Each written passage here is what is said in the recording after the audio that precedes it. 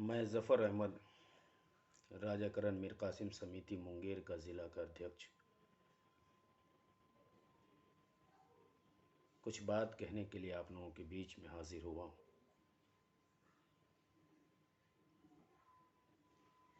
ज़िंदगी जो छोटी सी हम लोगों को मिली है, बहुत ही महत्वपूर्ण है हमारी ज़िंदगी। हमारा होना, हम सब का होना, आपका होना, ये आपके परिवार के बीच में खुशी का माहौल पैदा करता है। कोविड-19 को हम लोगों ने बहुत ही गहरी नज़रों से देखा है। आज वो ज़माना मुझे याद है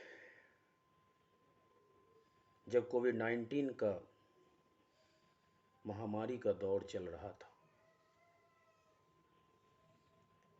लोगों की जानें जा रही थी, लोग अपने से बिछुड़ रहे थे,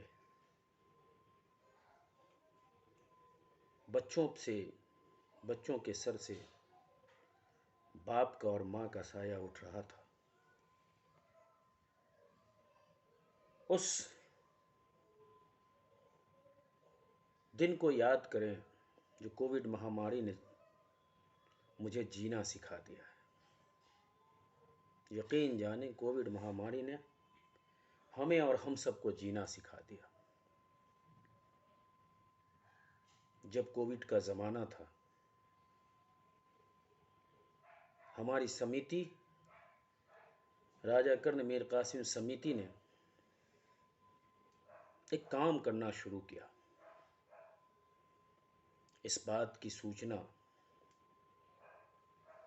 प्रदेश के मुख्यमंत्री से लेकर ज़िला के ज़िला अधिकारी तक और स्वास्थ्य विभाग के उच्च अधिकारियों तक राजाकरण मीर कासिम समिति ने लिखित तौर पे ये दिया कि कोविड महामारी में गई जानों की लाशों का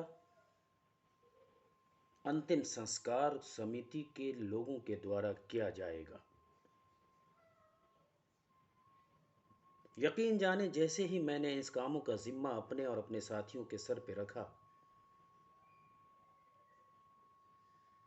मुझे मौका मिलना शुरू हो गया। मुझे दूसरे ही दिन से 2 फ़ोन्स आए। पहले फ़ोन्स बहुत नॉर्मल थे। उनके परिवार के एक सदस्य का देहांत हो गया था कोविड के कारण। क्योंकि भारत में उस ज़माने में मरने वालों की संख्या सैकड़ों नहीं, हज़ारों नहीं, बल्कि लाखों में थी। बिहार का एक छोटा सा ज़िला मुंगेर, जहां मैंने यह काम करना शुरू करने को सोचा, पॉजिटिव फ़ोन आने मुझ पर शुरू हो गए।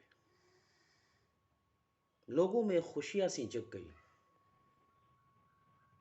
लोगों की एक आस जग गई। चूंकि आग लगने पर एम्बुलेंस को कॉल किया जा सकता है, आग लगने पर कॉल किया जा सकता है, बीमार होने पर एम्बुलेंस को कॉल किया जा सकता है, लेकिन मरने वाले के लिए और जिनकी लाशें दफनानी हो या जलानी हो, उनके लिए कोई संस्था उस ज़माने में काम नहीं कर पा रही थी। उनके लिए कोई फ़ोन अलग से नंबर नहीं अवेलेबल थे। इसलिए लोगों को एक आस लगी कि एक समिति काम करने के इच्छुक है।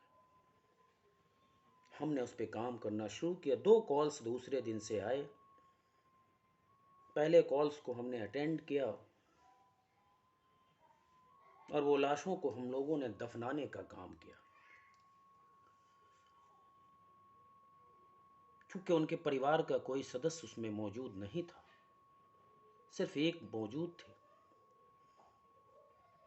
हम और हमारे साथियों ने पीपी किट पहनकर उन लाशों को दफनाने का काम किया। दूसरे कॉल्स ने तो मुझे ही घबरा डाला। 15 मिनट के अंतराल में दूसरे कॉल्स हमारे पास आए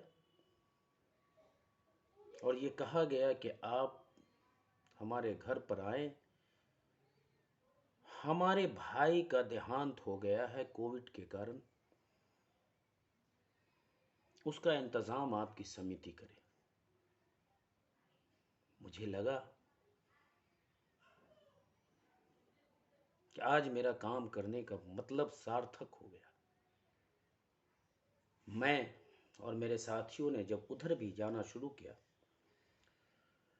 वहां जब पहुंचता हूं तो उससे पहुंचने से पहले उनके परिवार के सदस्यों के द्वारा 4-5 कॉल मेरे पहुंचने तक किया जा चुका था। मैंने एहसास किया और महसूस किया कि शायद उनके घरों में लाश को दफनाने या जलाने के लिए कोई शख्स मौजूद नहीं हो, इसलिए वो मुझे बार बार कॉल कर रहे हैं। लेकिन जब वहां मैं पहुंचा, मेरे पैरों से ज़मीन खिसक गई। मैंने वो मंजर देखा और मेरे आंखों से आंसू टपकने लगे। वो 6 से 7 नौजवान उस घर में मौजूद थे, परंतु उन लाशों को किसी ने हाथ लगाना भी गवारा नहीं किया, जबकि वो सगे थे, अपने थे। मतलब साफ था कि कोविड से मृत्यु भी हुई थी। उन्हें लगा कि मैं छूऊंगा तो मेरी भी मृत्यु हो सकती है, परंतु इन सब बातों को मैंने नज़रअंदाज किया और अपने साथियों के साथ पीपी किट पहनकर एक दूसरा मंजर मैं आपके सामने रखता हूं जो आपके दिल को हिला डालेगा। जब मैं उसी लाश को उठाने पर और उसको रैप करना चाह रहा था, तो उनके परिवार के सदस्यों से मैंने आग्रह किया कि जिस लाश को मैं उठा रहा हूं उसको रैप करने की कोशिश करूंगा, उसको रैप करूंगा, आप उसमें मेरी सहायता करें। यकीन जानिए, उन्होंने इससे भी इनकार कर दिया, इससे भी इनकार कर दिया। तब मुझे लगा कि आज मानव मानव के बीच नहीं है। आज रिश्ता सिर्फ छोटी सी बातों तक महदूद है। रिश्तों का महत्व उतनी दूर तक नहीं है जितनी होनी चाहिए थी। परंतु इन सब से बाज आकर मैंने अपने पूरे कामों को अंजाम दिया और उसकी आखिरी मंजिल जहां उसे पहुंचाना था, वहां तक हम और हमारे साथियों ने पहुंचाने का काम किया। ये मैं इसलिए नहीं कहना चाह रहा हूं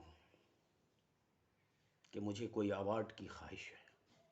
ये मैं इसलिए नहीं कहना चाह रहा हूं कि मुझे कोई नाम और नमूद के लिए करना था। मैं तो खिदमत खल्क करना चाह रहा था और करता रहूँगा ज़िंदगी भर।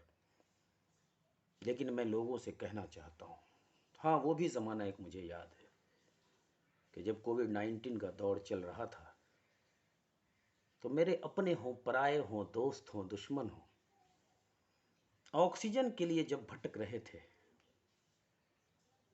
तो मैंने उन हज़ारों लोगों के बीच में ऑक्सीजन का सिलेंडर भी पहुंचाने का काम किया। ये इसलिए नहीं कि मुझे वहाँ कोई रसीद काटनी थी पैसे की। मैंने निस्वार्थ और निःशुल्क भाव से उस ऑक्सीजन को उस मरीज तक पहुंचाने का काम किया। लेकिन मुझे अफसोस भी है, रात के 11:30 बजे इसी शहर मुंगेर के वासुदेवपुर थाना इलाके से जब मुझे एक फ़ोन आता है, आपके पास ऑक्सीजन है? मैंने कहा है, अवेलेबल करके तुरंत देता हूँ, आप आ जाएं। मुझे वो दिन आज याद है और बहुत अफसोस है कि मैं उन जान को नहीं बचा सका। उनके अपनों ने आने में लेट किया। गालिबन 1 घंटे के बाद वो मेरे पास आए और ऑक्सीजन हमने उन्हें प्रोवाइड किया। जब तक वो उन तक ऑक्सीजन लगाते, तब तक उनकी जान जा चुकी थी। मुझे ये बेहद अफसोस है कि मेरा ऑक्सीजन जिसे कब किसे कैसे ज़रूरत पड़ जाए मैं नहीं पहुंचा सका वक्त पर, ये बेहद मुझे अफसोस है। हालांकि गलती उनके परिवार की थी, लेकिन गलती किसी की हो, जाने तो इंसान की गई है। मैं आपसे ये कहना चाहूँगा कि आप अब जो तीसरी लहर, जिसका नाम ओमिक्रॉन दिया गया है, ये भी एक महामारी है। इस महामारी से बचने के लिए अपने आप को सतर्क रहें। भगवान ना करे वो दिन हम सबको दोबारा देखना पड़े, क्योंकि हमने देखा है वो दिन, और हम सब ने देखा और आपने भी देखा है। उस दिन को याद करना होगा और अपने आप पर सतर्कता बरतनी होगी।